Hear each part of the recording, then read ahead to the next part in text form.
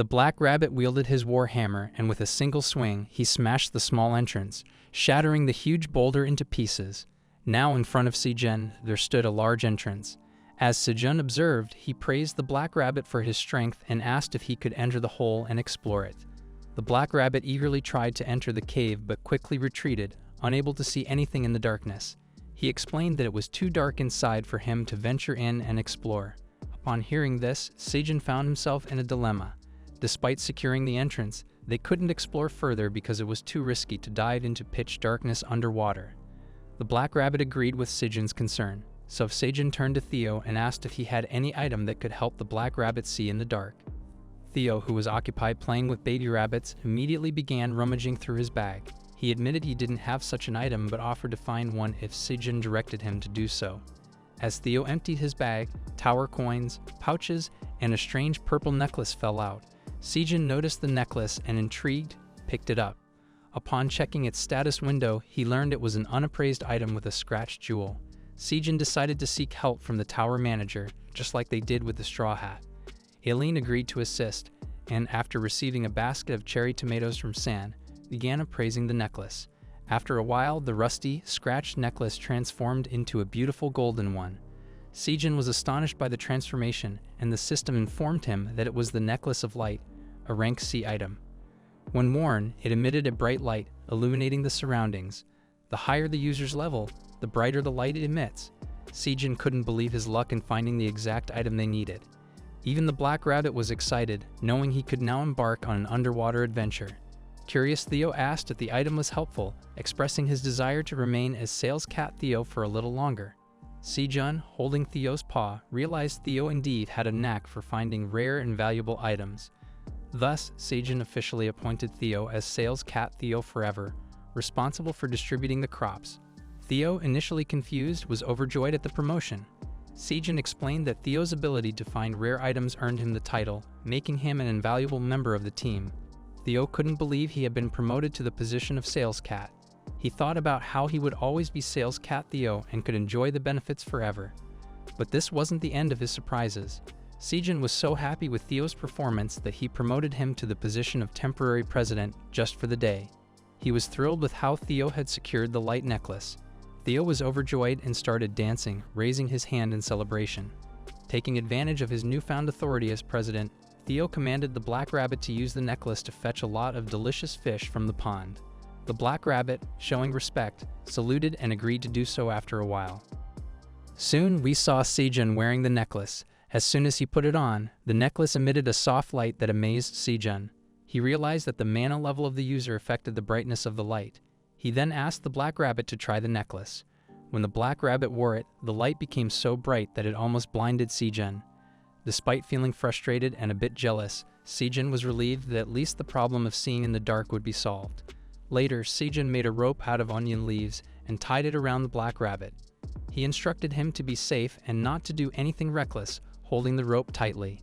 Sejun explained that if the black rabbit couldn't breathe underwater or encountered any danger, he should pull the rope twice, and Sejun would come to help. The black rabbit eagerly agreed. Before diving into the pond, Sejun reminded him to take his dagger and pouch. He explained that the hammer would be difficult to swing underwater and that if the black rabbit found anything, he could store it in the pouch. With the dagger in the pouch, the black rabbit was fully prepared to dive. Sejun wished him well once again, reminding him to be careful. The black rabbit gave a warm thumbs up, assuring Sejun that he would take care. The black rabbit took a deep breath and plunged into the pond. He swam hurriedly through the hole. After swimming for a while, he finally spotted a bright light at the tunnel's end. Hastily, he sped up, gripping the tunnel's rock and dashing towards the exit. Eventually, he reached it. In the deeper area, he was amazed. Before him lay an entire underwater world, deep and mysterious. It felt like floating in a galaxy, surrounded by thousands of fish and strange sea creatures. He even spotted a giant whale with a gem on its head. But then he noticed something troubling. Near the exit, all the fish and sea monsters lay dead. He realized it was because of the poisonous soup Sejun accidentally dropped in the pond. Determined, he got to work. He took out Sejun's dagger, approached a large fish, and swiftly began butchering it. As he cut into the fish's stomach, he discovered something strange. A golden light emanated from within, followed by a mysterious golden liquid. Curious, he retrieved the liquid, thinking of impressing Sejun with it. He then tied the big fish with an onion rope. Unaware, the scent of blood attracted something ominous. Startled, he turned to see a large shark charging towards him, its mouth full of razor-sharp teeth. The black rabbit narrowly dodged the shark's attack, but the shark's true target was the fish. It took a big bite, creating a massive wave that knocked the black rabbit back. The rope tied around him tightened, making it hard to breathe. Thankfully, the shark left after its meal, but the black rabbit was left unconscious, sinking into the ocean's darkness. Despite his fading strength, he managed to signal for help by pulling the rope twice. Outside, Sejun and the others sprang into action. With Sejun leading, they pulled with all their might. Finally, after much effort, they brought the black rabbit to safety. To Sejun's dismay, the black rabbit remained unconscious. Panic set in as Sejun gently cradled him, pleading for him to wake up. Despite their efforts, the black rabbit showed no signs of stirring, leaving everyone worried and anxious, from the smallest bee to the stoutest rabbit. Sejun's cries echoed, desperate for his friend to come back to consciousness. Sejun panicked as he yelled at the black rabbit to wake up next to him. Worried, Theo asked what they should do now. Papa and Mom rabbits also rushed to the scene to check on their son. Sejun gave his straw hat to the queen bee to hold for a second while all the rabbits anxiously watched him. The mother rabbit was already crying, while the chunky rabbit tried to stop his younger siblings from seeing the scene. Sejun went with the classic mouth-to-mouth resuscitation, which honestly made him look like a rabbit molester. However, before he could do anything, the black rabbit suddenly spat out the water in his belly at Sejun and woke up. Everyone was overjoyed that the black rabbit was awake, and his parents hugged him in relief. Meanwhile, Sejun spat out the salty water that got into his mouth because of the rabbit fountain. He then turned to his friend and asked him if he was fine, and the black rabbit said something angrily. Sejun understood and told him to stop complaining, but the black rabbit didn't seem too happy. Meanwhile, Aileen watched everything through her magic crystal and fangirled over Sejun as always. He complained that he almost sacrificed his first kiss to save the black rabbit, who was being ungrateful, but then he put back his hat on and said it was a relief that he was fine. He then asked him why the water was so salty, and Aileen answered the question. She told Sejun that apparently, the black rabbit was in the Sea of Dimensions. He was curious about this new term, and Aileen explained that the Sea of Dimensions is something that is in between the floors of the tower. She explained that there are many dangerous and scary underwater monsters there, which is why one can only rely on the passageways to safely move through the floors. However, sometimes there are water holes on some floors that can lead to the Sea of Dimensions, and this pond is one such hole. Aileen then explained that there are different types of aquatic creatures in the Sea of Dimensions, and among them, quite a few are very tasty as well. Sejun finally understood why sea creatures were popping out of a freshwater pond. He then turned to the black rabbit and asked him if there were any edible-looking fish in the sea. The black rabbit searched inside his pouch to give Sejun what he found. He presented to him the insides of the giant electric eel. Sejun held it, wondering what was special about it. The information window for the item opened up, which told him that these were the insides of an electric eel that had lived for 1,000 years, and they shone with the power of electricity. Upon consuming this, the user would be able to gain the skills of rain and thunder. However, there were conditions to its usage too. Only the person who defeated the giant electric eel could use it. Sejun was given credit for murdering the eel. Also, he needed to have mana above 10 to consume this great item. Sejun was shocked to read this and asked his rabbit friend if he really found a giant electric eel. He proudly explained how big it was. On the other hand, Theo only had one question. Is the eel delicious? To give him an answer, the black rabbit pulled out the green onion rope, and the head of the giant electric eel he tied to it earlier came out of the water. As the eel head emerged from the pond with a great splash, Sejun and everyone else were equally amazed to see the sight. Not only that, a lot of piranha and crayfish also jumped out of the water and started swimming in the pond again. Sejun was really happy to see this, and he thought that they were all lured here by the oily scent of the electric eel head. He lifted the black rabbit high in the air, praising him for bringing back their source of protein. Other rabbits also congratulated him. Sejun then ordered the rabbits to get the fire going because they were going to have a meaty feast. Soon after, Sejun started cooking a variety of dishes for the feast. While the stew was boiling in the cave, he received shocking news outside. He had just learned that his family was in danger, and he couldn't believe it. Theo revealed that Kim Dongshik had told him about Sejun's family being in danger and promised to protect them. Sejun complained that his cherry tomatoes had become more popular on Earth than he had ever imagined. Sejun had never thought that his family would be in danger because of his success, and he was worried about them. He then asked Theo to find out some detailed information about how Dongshik was protecting his family the next time he went down to the 38th floor. Sejun then thought about returning the favor to Dongshik. Theo told him that Dongshik liked cherry tomatoes, so that could be a good repayment. Sejun said that it was perfect and that along with the cherry tomatoes, he would gift him other crops too. With that, Theo got on his lap and asked him to feed him some churro as his sales cat privilege. Sejun decided to give him 2 churros instead because of his good work. As he was taking them out of his pocket, the insides of the electric eel fell out. Sejun claimed that he had forgotten all about it while he was catching fish. He then said that he could even get a skill upon consuming it. Theo didn't really care much about the skill, but he still asked for formality. Sejun replied that the information window said it was a skill called Rain and Thunder, which must be electric. Theo was shocked to hear this and exclaimed that it was like static electricity. He jumped backward and got into a high alert position while telling Sejun that he hated static because it made his fur stiff and crinkly. Sejun just laughed and teased the cat, saying that he already liked it. He then said that after coming into the tower, he had only learned farming skills, but this would be the first time he would learn another type of skill. He laughed, saying that he finally felt like an adventurer now. Theo was quick to give him a reality check and said that he had barely gotten out of the cave. He then asked Sejun why he was not eating the insides in that case because the sooner he got a skill, the better it would be for him. Sejun sadly told him that he couldn't eat it right now because he lacked the mana for it.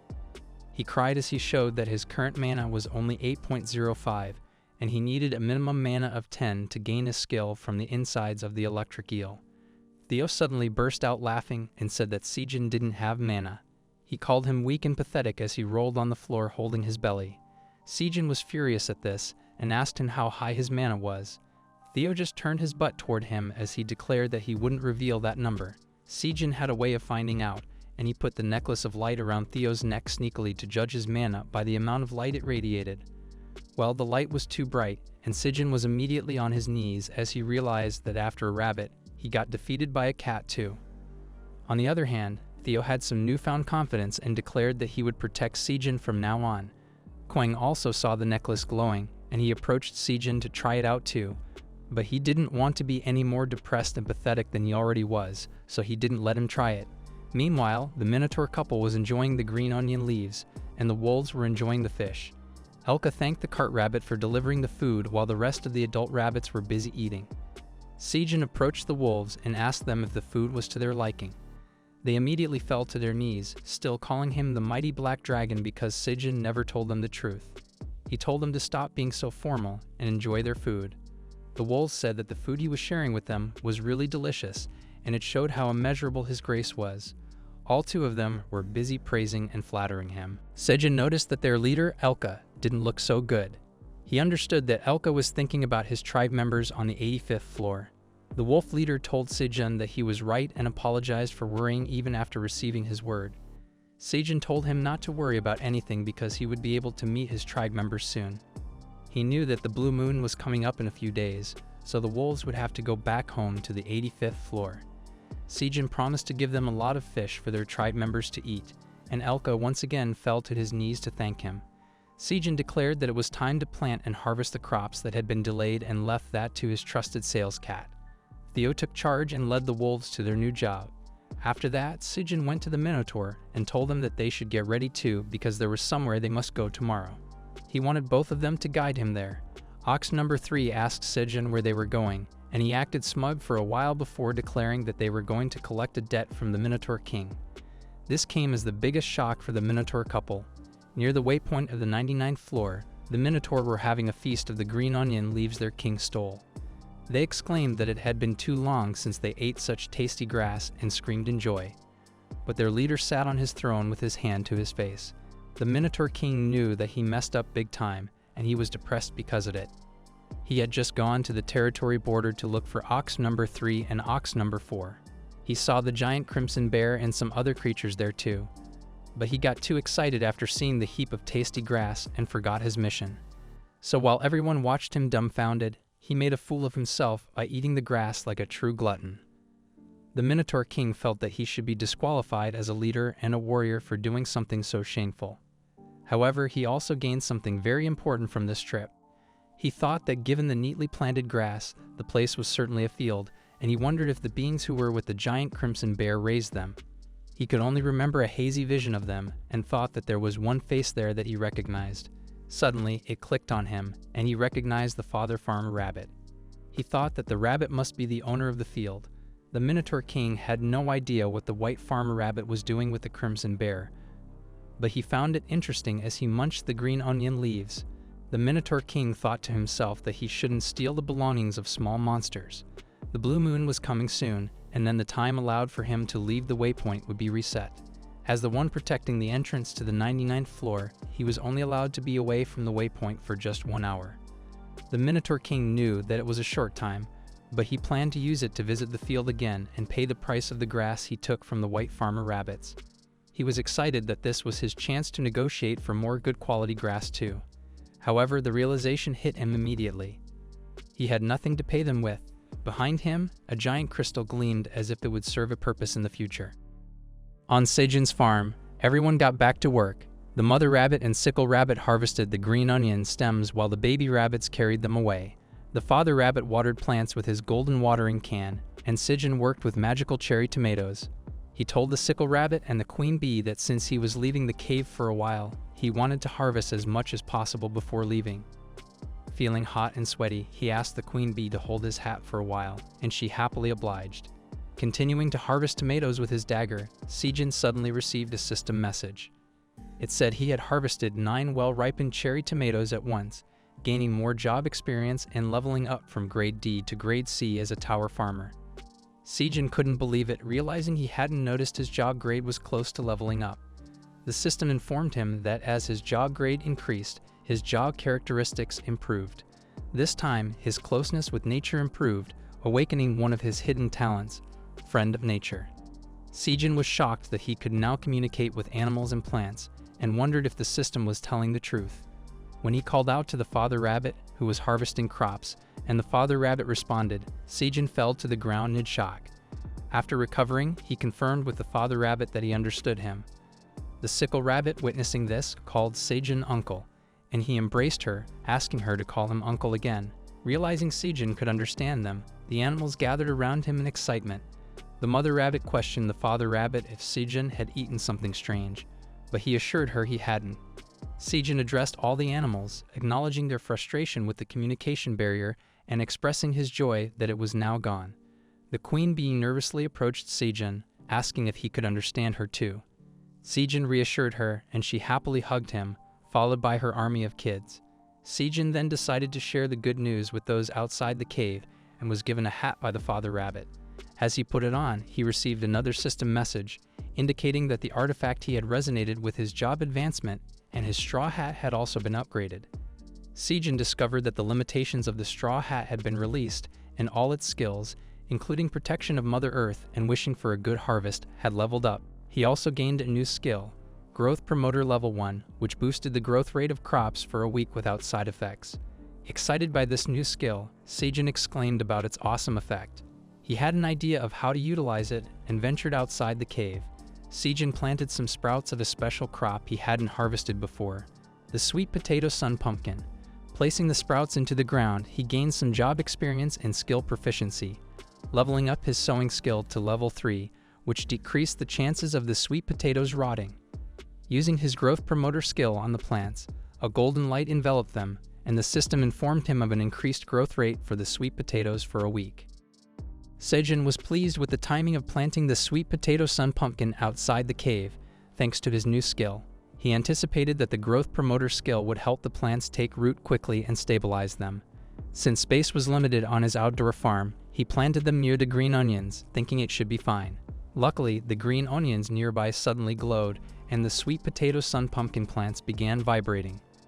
In an instant, they grew significantly, surprising Sejun. He wondered if this was solely the effect of the growth promoter skill, but the system corrected him. The skill wishing for a good harvest had been activated on the green onion field, boosting the yield of the sweet potatoes by 50% until its effect ended. Thankful for this unexpected bonus, Sejun exclaimed about harvesting the sweet potatoes even faster. However, his attention was quickly diverted by Koing's scream. Turning around, he saw the baby crimson bear ready to pounce on him. Koing, the bear cub, called Sejun Dad as he leaped onto him. Sejun could only scream in horror as they fell to the ground. The bear cub, still calling him Dad, asked if what the rabbit said was true, and if Sejun could understand him now. Sejun was still processing this when Koing's mom expressed her surprise that Sejun could really hear them. She thanked Sejun for caring for her and her son, leaving Sejun with no choice but to accept Koing as his own. As Koing expressed his hunger for honey, green onions, sweet potatoes, and fish, Sejun promised to prepare something special for him. Heading to the potato field, Sejun discovered strength potatoes growing on a single plant. These nutritious and delicious potatoes, graded C due to Sejun's grade-reaching C, had the remarkable ability to break down 30 grams of fat in the body and increase strength by 0.5 for 10 minutes. Sejun steamed the potatoes in a large container and announced it was time to eat. Meanwhile, the rabbits had prepared other food items like roasted fish and corn. Everyone gathered happily to eat, and Sejun felt that this day was worth documenting in his diary of adventures in the tower. He believed that only good things awaited him from now on. Watching him through the crystal ball, the tower manager Aileen smiled as she enjoyed her steamed potatoes. Everyone gathered outside the cave as the bear cub, Koing, threw a tantrum, crying that he wanted to stay beside his dad. His mom tried to calm him down while Sejun ignored him and asked Theo about his bundle. Theo confirmed that he had packed it full of green onion plants with the help of the wolf employees. Turning to the bear cub, Sejun asked if he would continue acting childishly. With tears in his eyes, Koing replied that his dad had told him to stay behind and protect his sister, the queen bee. Sejun persuaded Koing to calm down, promising to return from his journey soon. Touching foreheads with Koing, Sejun assured him of his trust in his dad. Elka, the leader of the wolves, called Sejun and offered to escort him. Sejun rode on Elka's back with the black rabbit and Theo. Sejun informed the Minotaur couple, Ox number 3 and Ox number 4, that it was time to depart for the Waypoint where the Minotaur king resided. They began their journey, with Koing waving them goodbye. Thanks to Elka's fast sprinting speed, they quickly covered the vast distance between Sejun's field and the Minotaur territory. Sejun praised Elka's speed, but Theo and the black rabbit covered their eyes due to the strong dust. Spotting a dark and eerie patch of hills, Sejun asked what it was. Ox number 3 explained that it was where the jerks lived, though that wasn't much of an explanation. Ox number 4 provided more details, explaining that even on the 99th floor, there were many territories. The dark forest ahead belonged to the corrupt beings of the West. Sejun was curious, but was warned not to go near the place. Ox number 4 stressed the danger and urged him to stay away. Sejun decided to ask Aileen for more details later. They took the long way to avoid the dark patch, but suddenly, a ball of mud hit Sejun in the face, knocking him off his ride. Theo was the first to react, followed by Ox number 3 and Elka, who were shocked that someone had dared to hit the great black dragon. Sejun got up and assured everyone that he was okay as he wiped the mud from his face. After glancing at the mud on his hands, he looked ahead and spotted a herd of Minotaur munching on mud. Sejun realized they were eating mud because there was nothing else to eat in that place. He also understood that this scarcity of food was why they went berserk at the sight of anything green. As Sejun sat on the ground, the black rabbit joined him and invited Theo to join them. However, Theo acted like a spoiled brat and refused to come down because he didn't want to step in the mud. Ox number 4 took charge and demanded to know who threw food at their guests. A Minotaur with blonde hair approached them and questioned why they had been away for so long in such a friendly manner. He then noticed the guests and demanded Ox number 3 hand over any toys they had brought. This earned him a punch from Ox number 4, who declared they had no time to waste and must go see the Minotaur king immediately. A Minotaur rushed to inform the king that the Minotaur couple had returned with some unfamiliar guests. Before the king could inquire further, Ox number 3 and Ox number 4 appeared before him, announcing they had brought guests from the Red Fur territory. This made the other Minotaur anxious. The Minotaur king was relieved they had come to him and welcomed the white farmer rabbits, mistaking them for allies of the Red Fur.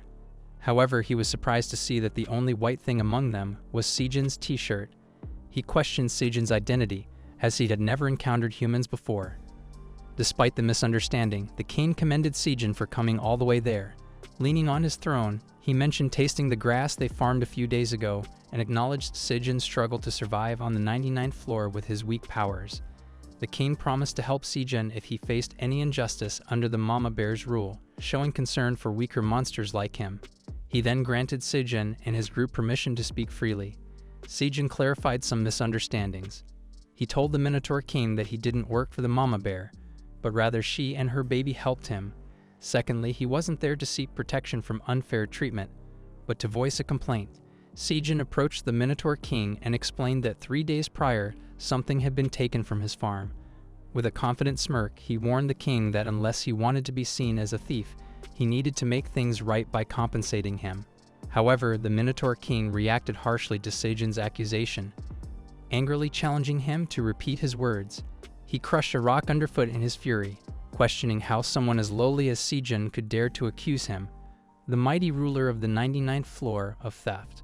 Sejun stood his ground, barely keeping his hat from flying off in the face of the Minotaur king's intimidating roar. Despite this, he pressed on, asking what else the king could be if not a thief. Even Theo chimed in to support Sejun's stance. This confrontation caused the other Minotaur to begin doubting their king's innocence. They pondered if their leader had indeed stolen the grass they had consumed 3 days earlier. Seeing his followers question him, the Minotaur king quickly changed his tune, claiming there had been a misunderstanding. He explained that, as the guardian of the Waypoint, he was limited in his actions away from his post. He admitted to taking the grass in haste but assured Sejun that he intended to repay him. Though still uneasy, the Minotaur king laughed off the situation and asked Sejun what he desired as compensation. Sejun surprised the king by requesting the use of the Waypoint. The Minotaur king, taken aback, agreed to grant Sejun's wish. Excited at the prospect of leaving the tower, Sejun eagerly approached the Waypoint platform. However, as he reached out to touch the floating crystal, a system message appeared before him. It informed Sejun that the Waypoint on the 99th floor had been saved, but since he had never been to another floor, there was no other Waypoint stored in his data. Shocked and dismayed, Sejun realized he couldn't move to another floor. The Minotaur king speculated that Sejun, being an outsider to the tower, hadn't registered himself on the waypoints of each floor as required. With his hopes of escape shattered, Sejun sank to his knees in despair, realizing he was trapped in the tower. Sejun sat on his knees before the waypoint, feeling like everything he cherished had been snatched away by some divine force. Theo, worried, tried to comfort him, but Sejun quickly shook off his depression, at least outwardly. He sighed, admitting that ever since he learned this place was on the 99th floor, he had a deep-down feeling he couldn't escape. Confirming this fact now made him a bit sad. The Minotaur king loomed behind him, seeming to have other thoughts. He apologized for Sejun's depressing situation but declared their deal fulfilled. Sejun, lacking the energy to fight back, acknowledged this, standing and telling the Minotaur king he was no longer indebted. The Minotaur king, unwilling to take chances, urged Sejun to leave, but Sejun interrupted, suggesting an offer instead. Furious, the Minotaur king couldn't believe Sejun, a mere mortal, would dare to make such a proposal. Unfazed, Sejun instructed Theo to open his bundle, revealing a cascade of freshly harvested green onion leaves. The Minotaur, including the king, were amazed and drooling at the sight of the familiar tasty grass. Sejun explained it was a gesture of goodwill, aiming to foster better relations with their neighbors on the 99th floor. The Minotaur king, entranced by the offer, was too focused on the gift to hear anything else. Sejun then revealed his true intention. Expanding his fields required more manpower. If they collaborated, everyone could enjoy this delicious grass 3 times a day. With a wink, Sejun proposed a deal. Meanwhile, outside Sejun's cave, the baby cub awaited his father's return, transforming into a chunky bundle of sadness. Spotting Sejun's arrival thrilled Kwang, who rushed to his side, declaring his dad was back. The queen bee and her offspring followed suit. Kwang snuggled with Sejun, proudly claiming he'd been well behaved, not even crying as he licked his human dad. The father rabbit arrived and noticed Sejun's quick return. He asked if the negotiations went well, to which Sejun replied affirmatively. Then Sejun signaled to someone in the distance, prompting a group of Minotaur to appear, stunning the parent rabbits. The Minotaur, having understood their job from Sejun, knew they were there to dig the ground. Seeing the shocked rabbits, Sejun explained that the Minotaur were there to help plow the field. He revealed that he struck a deal with the Minotaur king for permission to use the entire wasteland on the 99th floor. The eager Minotaur asked where to start. Meanwhile, Kwang cheered for them, amazed by their muscles. He approached the Minotaur, complimenting their strength. Impressed by Koing's bravery, the Minotaur were eager to follow him and start working. Sejun admired Koing's cuteness as he watched him go, then decided it was time to prepare food for the Minotaur workers. While the farmer rabbits were eager to join him, Theo lazily slept on the wolf, dreaming about churros. At the Minotaur stronghold, they held a rock-paper-scissors tournament to decide who would work in Sejun's field for the next day. 10 winners were chosen, and Ox number 3 acted as their coordinator, promising to take them to Sejun field the next day. The Minotaur king watched his cheerful minions, hoping their help would turn the wasteland into grassland again, believing in Sejun's plan. The next day, the poison bees got to work early, filling glass bottles with honey. Sejun was amazed by the amount they produced. He gave Koing a bottle of honey, cautioning him to eat it sparingly. Then he asked the mama bear if she was going deep into the forest, knowing the blue moon was approaching. Sejun said that in that case he would pack them a lot of food along with some extra bottles of honey. Koing got excited to hear it. Just then, Elka nervously told Sejun that the wolves must also go down to their home to face the blue moon. Sejun told him not to worry about anything because he had prepared a meal for them too. Behind him was a literal mountain of crayfish and panis among other food items. Sejun remarked that the Black Rabbit had made many trips to the Sea of Dimensions to hunt enough seafood for them. The wolves freaked out on seeing a large amount of food, and they bowed down to thank the Black Rabbit, who told them that it was no big deal. Then Sejun started wondering how the wolves would carry this much food. Elka told him that they also had their simple assisting bundles that could carry a lot of things, even though they couldn't be compared to a merchant's bundle. The 3 wolves threw their assisting bundles in the air, and the food got sucked into them completely. With that, they prepared to take off and told Sejun that they would meet him again after the blue moon ended.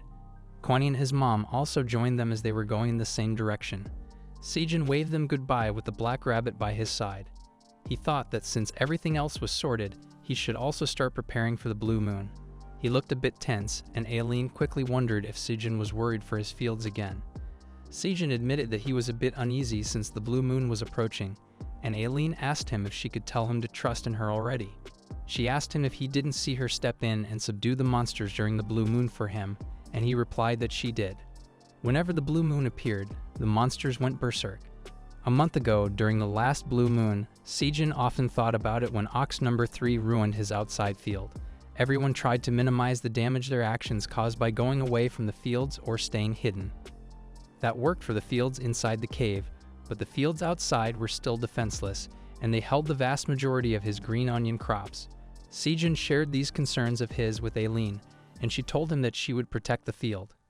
He didn't understand just how she was going to protect the field, but he was now sure that the black dragon he saw during the first blue moon was Aileen.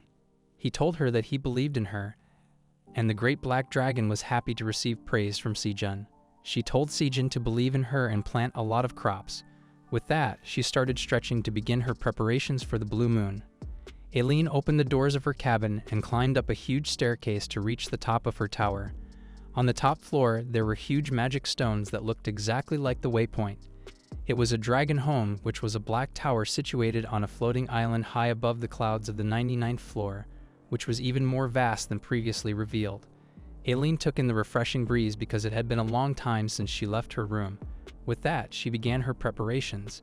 Aileen used her authority as the tower manager and activated the system, starting the magic circle, and with multiple system windows open in front of her, she declared that it was finally her turn to step in. All the preparations to withstand the blue moon were completed. The rabbits were tucked away safely in their snug homes to shield them from the effects of the blue moon. Sejun created a secure spot among the rocks to protect a tiny flame.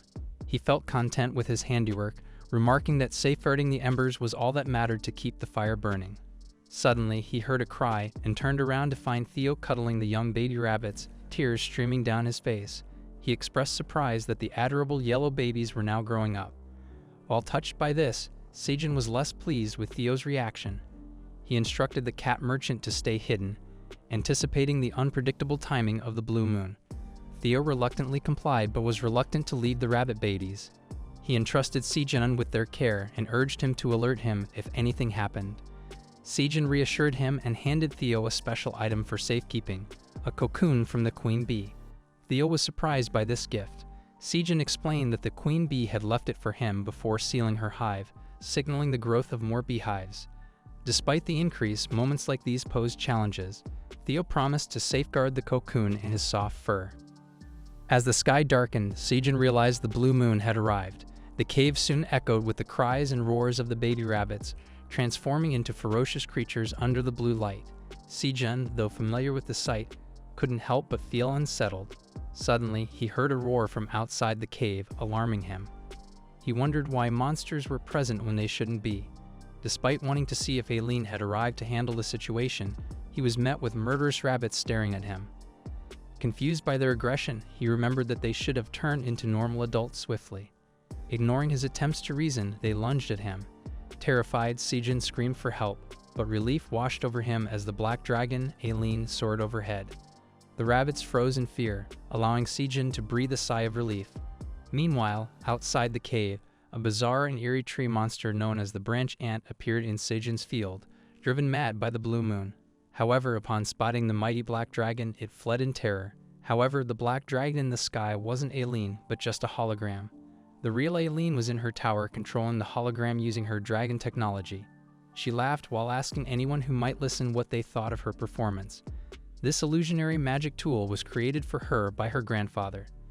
It was especially helpful during the blue moon when Aileen couldn't leave the administrator area but still wanted to keep the monsters in check. On top of that, Aileen tweaked the hologram a bit to make it look like her adult version. She could remotely control the hologram over the entire 99th floor. However, it was only effective if it was as high as the clouds and would disappear if it got closer to the ground. Aileen then giggled to herself, thinking that Sejun would believe that was what she really looked like. She was pleased with that and decided to fly the holographic dragon a bit more before the blue moon ended. Back in the cave, Sejun was really impressed that the monsters had quieted down since Aileen appeared. Suddenly, he noticed a bright light coming from the murderous-looking rabbits, and they instantly transformed into fuzzy bundles of cuteness. Seeing the rabbits turn into proper adults was a relief to Sejun. He hugged them, telling them how glad he was to see them as adults, but the rabbits he'd hugged told him to loosen his grip. The other rabbits called him uncle and asked him what happened. Sejun would answer their question, but then he saw the blue moonlight hitting his crops, and a whole bunch of them sparkled after absorbing it. He was happy and said they should harvest the blue moon crop soon. Afterward, he steamed some regular sweet potatoes and blue sweet potatoes side by side. He laid them out on a giant platter along with some blue cherry tomatoes. Well, some of the blue sweet potatoes were not the normal kind, but actually the sweet sun pumpkin potatoes, and there were also some strength potatoes in the mix. Sejun counted them all and said they harvested 13 blue cherry tomatoes, 3 blue potatoes, and 7 blue sweet potatoes this time. That seemed less than the number of glowing plants. Sejun thanked Aileen for helping him out and presented a bowl of blue moon crops to her. He told her that the potatoes and sweet potatoes were hot, so she had to cool them down before eating. Aileen thanked him and also told Sejun to leave all the issues of the blue moon to her in the future as well. With that, Aileen received Sejun's offering. As she lay in her comfy bed, she covered her wings with pillows and even had a cloth over her eyes because she was tired from operating the hologram. However, she thought it was worth it because she got some blue moon crops. Even though the sweet potatoes were comparable to a peanut in her hand, she thought she should try out the remedy to cure her dragon heart. She ate 1 sweet potato and 1 pumpkin and found that her heart was really beating normally, unlike the last time when it was abrupt. This time, Aileen could feel a stable flow of mana. Suddenly, she got a system message in front of her. Aileen wondered what the meaning of the message was. As she read it, it said that the achievement of reproducing the forgotten dish, honey sweet potatoes, had been accomplished. Aileen realized that this could only mean one thing, and she looked into her magic orb to find Sejun pouring a generous amount of honey on a blue potato. She was not happy that he was doing this. Aileen complained about how dare he give her only potatoes while he was creating a delicious dish for himself. However, she suddenly got another system message telling her that she could award the one who accomplished the forgotten dish achievement with a special job skill. Aileen laughed to herself, thinking that she would give Sejun something perfect for his tower occupation. Back at the cave, Sejun's special dish was finally finished. Besides the taste being boosted by the energy of the blue moon, this dish could also permanently increase the mana of whoever ate it by 0.3 points. Sejun thought that potatoes with honey were just as tasty as potatoes with salt, and he was eager to try it. The rabbits also seemed interested in the dish. Sejun offered to share the blue moon crops with them, but one of the responsible rabbits stepped in. He reminded the others of what their dad had said. They were supposed to give all the blue moon crops to Sejun because he was weak. Sejun felt deeply hurt by this comment and apologized to the rabbits for his weakness. They encouraged him to eat the blue potatoes while they settled for the normal ones and sweet potatoes. Sejun accepted their offer and took a bite of the honey potato. He found the taste wonderful and felt like he could get addicted to it. Suddenly, a system window popped up, informing him that his mana had been permanently increased by 3 points. Another system window appeared, notifying him that he had achieved the reproduction of the forgotten dish, honey potatoes. Sejun couldn't believe he had an achievement for simply putting honey on a steamed potato. Aileen messaged him, confirming his achievement and giving him a new quest to treat the tower manager to the honey potato. The reward was a job skill, and as always, the penalty for refusing was the disappointment of the tower manager. Sejun was still amazed by everything that was happening, but was curious about the job skill, so he accepted the quest. He asked Aileen if he could use a normal potato instead, and she agreed. Sejun poured honey over a bowl of normal potatoes and completed his quest. As a reward, he acquired the cooking skill, which slightly improved the taste and effectiveness of dishes made using ingredients grown in the tower. Sejun was shocked to learn he had cooking skills, and another screen popped up displaying the list of registered recipes, which only contained the honey potato. Sejun couldn't believe he had cooking skills now and wondered if he should become a chef as a side job after being a farmer. But first, he decided to make more honey potatoes for everyone. He asked the rabbits for help, and they eagerly agreed. With this, Sejun found an event worth mentioning in his diary of getting lost in the tower today. The 8th blue moon passed by peacefully. In the western part of the 99th floor, there was a place called the Dark Forest, where strange creatures lived. Among the eerie trees, a lonely branch creature was quietly making its way. This was the same tree monster that had approached Sejun's farm earlier, but got scared off by Aileen. It moved cautiously through the woods. However, it accidentally tripped over a root sticking out of the ground and fell. But this was no ordinary root. A giant, menacing wooden claw emerged and captured the confused branch ant. It struggled and cried out for freedom, but it was helpless against the creature's grip. Then suddenly, the giant claw smashed the branch ant to the ground, crushing it completely. The attacker was a huge tree monster known as the Corrupted Ant, the same one the Minotaur had cryptically warned Sejun about earlier. It resembled a dead, dry tree with multiple red eyes in its hollow cavity. As the blue moon faded away and the sun returned to the sky, the Corrupted Ant fled deeper into the forest, avoiding the light. It was not alone, as there were many other corrupted ants in the forest, each as menacing as the last. Meanwhile, Sejun was peacefully enjoying lunch and tea with his rabbit friends. He didn't notice a small sapling growing under the burnt green onion leaves nearby. What could it be? Only time will tell. On another part of the floor, Elka and his 2 subordinates had returned to their tribe on the 75th floor. Everyone was happy, with a pile of food in front of them. Elka distributed the food, even giving a fish to a baby wolf who thanked him. However, when another wolf asked if he was leaving right away, Elka explained that he had to go since the blue moon was over. Turns out, the second wolf was Elka's wife, who asked him to stay a bit longer so their kids could see him when they woke up. Elka, now serving the great black dragon, couldn't waste time and promised to return soon. With that, he left for the 99th floor with his trusted minions. At the same time, in the passageway village, someone was running for their life from pursuers. Onlookers watched with curiosity as 3 gray rabbits fled, one lagging behind. As they were cornered, a jackal mercenary caught up to them, striking one into the air while his partner blocked the path of the others. Terrified, the rabbits gasped as they found themselves trapped. Their screams reached the sensitive ears of Elka as he turned around to see where they were coming from. His underlings asked if they shouldn't leave, but Elka's attention was drawn elsewhere. Meanwhile, a jackal mercenary had caught a rabbit by its throat, calling it a slave and demanding to know where it was trying to escape. Another rabbit lay beneath his foot as he mocked their attempt to outrun them, suggesting they'd have rabbit meat for dinner. He chuckled, saying their boss wouldn't notice if one rabbit went missing. As the jackal prepared to devour the rabbit, a heady punch slammed into his head, forcing his mouth shut. Elka's blow sent the jackal crashing to the ground, and the wolf chieftain caught the rabbit. The other jackal, recognizing Elka as Grid's subordinate, nervously asked why they were being attacked. He claimed they were chasing runaway slaves and warned Elka of their landlord's displeasure if he found out.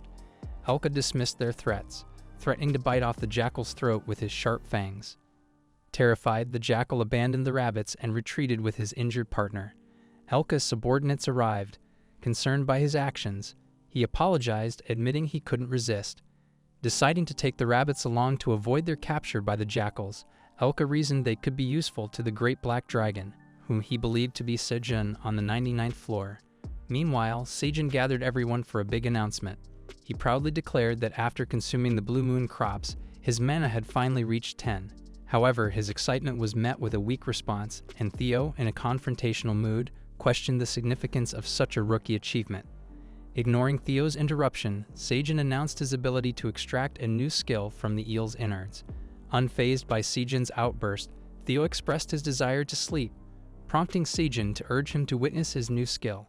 Sejun then indulged in the delicious taste of the eel's innards, reminiscent of orange soda. After he finished eating, a system window popped up in front of him, informing him that he had learned the skill Rain and Thunder at level 1. However, due to a lack of sufficient mana to use the skill properly, it remained locked. The two sub-skills, Make It Rain and Throw Thunder, were sealed for safety reasons. Currently, Sejun could only create dark clouds with his mana, and if the conditions were right, there was a low chance of rain. Sejun panicked at the system's message, questioning how it could be rain and thunder if both aspects were sealed. Despite his confusion, he decided to explore the abilities available to him. Using his power, he managed to create clouds, but they were disappointingly small, only covering a limited area. While Sejun felt disheartened by his lackluster performance, Kwang was impressed and applauded. Sejun, feeling down, expended 1/3 of his total mana to try again, but the result remained minuscule. Theo patted Sejun, reminding him that he was still the chairman despite being weak. Kwang approached Sejun, complimenting his magic and assuring him that it would improve over time. Moved by Kwang's encouragement, Sejun was brought to tears and embraced the bear cub, expressing gratitude. Meanwhile, Theo continued to tease Sejun, lying on his lap and joking about the sun's interference. Just as Sejun was trying to cope with the mixed emotions, Elka and his crew returned, accompanied by 3 shivering rabbits. Sejun inquired about the newcomers, noticing their injuries and distress. The rabbits pleaded with Sejun not to harm them, revealing their connection to the other rabbits present. Sejun was puzzled by their emotional reunion and asked for an explanation. Before Elka could respond, the mother and father rabbits arrived, shocked to see the gray rabbits alive. Their emotional reunion left Sejun wondering about their connection and eager to learn more. Soon after, Sejun and his friends watched as the gray rabbits chomped down their food, looking surprised. The rabbits were eating like they hadn't had a meal in ages, which was pretty close to the truth. One rabbit got too excited with its carrots and ended up choking. The mother rabbit quickly offered water, while Sejun advised the gray rabbits to slow down and enjoy their meal since the food wasn't going anywhere. Grateful, the gray rabbit gulped down water and called Sejun the Great Black Dragon, a term it learned from the wolves. Sejun simply asked to be called by his name, explaining that the title was too long to mention and they were all family, so there was no need for formalities. Elka got flustered but eventually agreed. As Sejun looked at the gray rabbits, Theo jumped onto his lap, demanding treats. Each of the gray rabbits had unique skills. One was an artist, another a woodworker, and the third an architect. Impressed, Sejun wanted to hear their story. They confirmed they had fled from an exploitative farm, with Elka rescuing them. The revelation that they had come from the 55th floor shocked everyone, especially the father rabbit, who started asking about the kingdom they came from, especially the royal family and monsters. Confused, Sejun asked the father rabbit to calm down and explain some things. The father rabbit's mood darkened as he recounted the history of the Red Ribbon Kingdom, their once peaceful home. Thanks to hardworking farmer rabbits, they had abundant crops and a rich culture with artists and professionals. But decades ago, tragedy struck when monstrous hornet-like creatures attacked, destroying everything. Only one brave black rabbit tried to defend them but tragically failed. The kingdom fell into ruins, leaving behind a sorrowful tale. As the father rabbit finished his grim story, he mentioned that the monsters had appeared out of nowhere, leaving everyone devastated. During the chaos of destruction, the king, queen, and princess vanished, leaving the people without leaders. They scattered, trying to flee the place while dodging monsters. The rabbit couple was lucky enough to escape. Sejun found it odd to see rabbits on the 99th floor since it didn't seem like their habitat. The father rabbit explained that bug-type monsters had taken over the 55th floor, and they never expected survivors there. The gray rabbit added that their family and others who couldn't escape were awaiting certain doom. Suddenly, the monsters disappeared, and someone awaited them in the wasteland that used to be their kingdom. Elka interrupted and furiously mentioned Grid, the greedy wild boar landlord who had taken control of the 55th floor and enslaved the rabbits. The rabbits were now forced to work on a farm instead of their usual activities. Unable to bear it anymore, the rabbits cried out in despair. Sejun comforted them and suggested they rest. He asked the black rabbit to guide them to a cave and offer them a place to sleep. After they left, Sejun recalled that Grid was the one who hired the wolves to search for the Straw Hat. Elka confirmed Grid's influence in the tower's food distribution, making Sejun nervous. Elka reassured him that Grid wouldn't reach the 99th floor because no mercenaries would escort him there, as most were afraid of stronger monsters. Sejun felt relieved, knowing Grid wouldn't chase after the rabbits for now. Meanwhile, on the 55th floor, what used to be the palace of the Red Ribbon Kingdom that has transformed into Grid's castle. Seated on his throne, Grid, the greedy pig, scolded two jackal mercenaries, challenging them to repeat their words. Terrified, the jackals confessed that the silver wolf, Elka, had betrayed them and taken the rabbits they were after. One jackal even showed his wound to Grid. Grid's assistant chimed in, casting doubt on Elka's trustworthiness from the start, but Grid dismissed Elka's betrayal, predicting that Elka would come begging for help once food in the tower ran out. Grid asked his assistant about their preparations, and the pig assured him that they were controlling food distribution despite some complaints from the Tower and Merchants Association. Grid laughed, envisioning taking over the entire tower, not just one kingdom or floor, but the entire tower, relishing in his power-hungry ambition. Meanwhile, on the 99th floor, Sejun woke up from a peaceful sleep and moved over Theo, who wanted to sleep more, to the side. Sejun headed to the pond to freshen up and was amazed to find a wooden wash basin fed by a green onion pipe and a ladle. He speculated that the gray rabbits might have built and created them. While washing his hair, Theo called out to Sejun, leading him to another part of the cave where the mother rabbit was cooking over a stone stove with the help of her children. Sejun marveled at the rabbit's creation, a safe and efficient stove, along with a dining table and utensils. Theo proudly showed Sejun a bowl made by the rabbits, complete with Theo's paw print, and informed him of the rabbits' gratitude for sheltering them. Sejun then discovered the three rabbits talking to the sickle rabbit, thanking her for looking out for them. He then called them over, and the three rabbits formally thanked Sejun and offered their skills to repay the debt. Sejun was touched and offered the rabbits a job, though they didn't quite understand what he meant.